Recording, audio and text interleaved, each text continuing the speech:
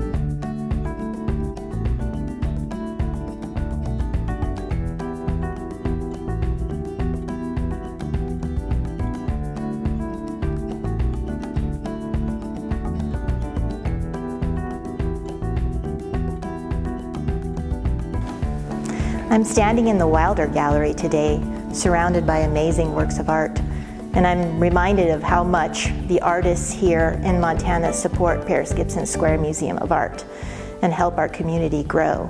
And I feel honored to be part of that history. Did you know that Paris Gibson Square Museum of Art houses over 1,000 objects of art in its permanent collection? Did you know that this permanent collection was built over time for our community to provide knowledge, research, and understanding in the arts and humanities for this region, for Great Falls? And the reason why I'm telling you this, because the plans for Go to Bat for the Square, the bat mitigation of the attic in this historic building, align specifically with the recent CAP assessment.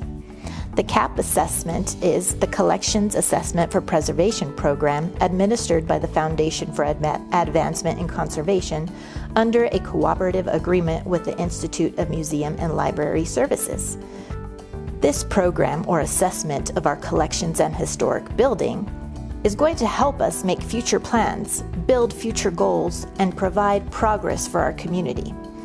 This new space, the possibilities that it will bring to our community are grand, not only for education, but for experience, for viewing, and for the caretaking of the historic building itself, and for the caretaking of the wonderful works of art that speak to our creative nature and to our human nature. These permanent collections can be cared in this new space with humidity and temperature control, monitoring devices that will clearly control this space. Because as of now, our current collection space is in need of care. It is in need of a new space to protect the works of art and to care for them in a conditioned space.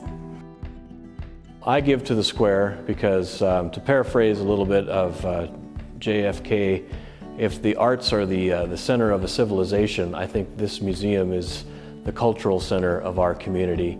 And I think it's important for us in Great Falls to have a strong sense of culture and belonging, and this museum definitely does that.